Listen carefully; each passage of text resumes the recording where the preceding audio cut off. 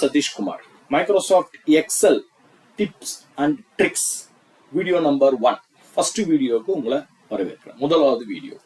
So இந்த வீடியோல நாம என்ன பார்க்க போறோம்னா ஒரு ஷீட்ல ஒரு பர்టిక్యులர் ஏரியாவை எப்படி லாக் பண்றது, அதே மாதிரி ஒரு பர்టిక్యులர் ஏரியாவை அன்லாக் பண்றது எப்படி, ப்ரொடெக்ட் பண்றது, அன்ப்ரொடெக்ட் பண்றது எப்படி. சோ இப்போ இந்த ஷீட்டை இந்த ஃபைலை எடுத்துப்போம். இந்த ஃபைல்ல இந்த ஒரு ஷீட்ல நமக்கு sales ID, region, sales date, payment type, sales அமௌண்ட்னு இருக்கு.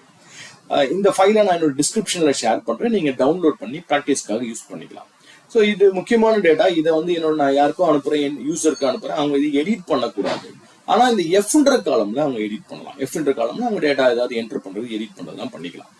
ஸோ என்ன பண்ணுவோம், ஃபர்ஸ்ட் என்டையர் ஷீட்டை செலக்ட் பண்ணாங்க. எப்படி என்டையர் ஷீட்டை செலக்ட் பண்றது, இந்த லெஃப்ட் மோஸ்ட் கார்னர்ல போனீங்கன்னா ஒரு சின்ன ட்ரையாங்கிள் இருக்கு பாருங்க, அந்த A1க்கு நடுவில் அந்த ட்ரையாங்கிளை கிளிக் பண்ணுங்க.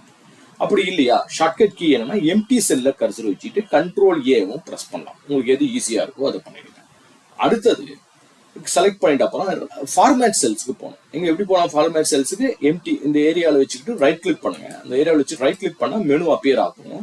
அந்த மெனுல போயிட்டு ஃபார்மேட் செல்ஸ் பண்ணலாம். இல்ல கண்ட்ரோல் 1 ஷார்ட்கட் கீ யூஸ் பண்ணிக்கலாம். ஸோ கண்ட்ரோல் 1 யூஸ் பண்ணிட்டு இங்க number, alignment, font, borders, fill, protection இருக்கு பாருங்க. அந்த ப்ரொடெக்ஷன்ல போயிட்டு இந்த லாக்டுன்றது டிக் ஆயிருக்கான்னு செக் பண்ணி பாருங்க. பை டிஃபால்ட்டா அது டிக் ஆகி தான் இருக்கும். அப்படி டிக் ஆகலைன்னா நீங்க டிக் பண்ணிடுங்க. அது டிக் ஆகி தான் இருக்கு. ஓகே ஓகே இப்போ ஓகே கொடுத்துட்டோம். ஸோ இந்த ஏரியா டிக் பண்ணி ப்ரொடெக்ட் ஆகி தான் இருக்கு. ஆனா எனக்கு என்ன ஆகணும், இந்த எஃப்ன்ற காலம்ல அவங்க டேட்டாவை என்டர் பண்ணலாம்னு நினைக்கிறேன். ஸோ இந்த எஃப்ன்ற காலமை செலக்ட் பண்ணுங்க. எப்படி எஃப் காலமை செலக்ட் பண்ணிக்கலாம், ஒன்னு இந்த எஃப்ல டாப்ல போய் இந்த மாதிரி மவுஸ் வச்சுட்டு ஒரு கிளிக் பண்ணலாம். இல்ல கண்ட்ரோல் ஸ்பேஸ் பார் ஷார்ட்கட் கீயை பிரஸ் பண்ணிங்கன்னா அந்த எஃப்ன்ற காலம் செலக்ட் ஆகிடும். இப்போ நான் கண்ட்ரோல் 1 பிரஸ் பண்றேன். எஃப்ன்ற காலம் செலக்ட் பண்ணி கண்ட்ரோல் 1.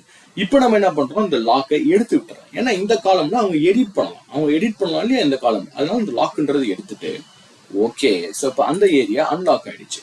ஸோ மற்ற ஏரியாலாம் லாக் ஆயிருக்கு. இப்போ இந்த ஏரியா மட்டும் அன்லாக் ஆயிருக்கு. இதுக்கு அடுத்தபடி ரிவ்யூன்ற டேப்குள்ள போனீங்கன்னா ரிவ்யூ டேப்ல ப்ரொடெக்ட் ஷீட்னு ஒரு ஆப்ஷன் இருப்பாங்க, ப்ரொடெக்ட் ஷீட்.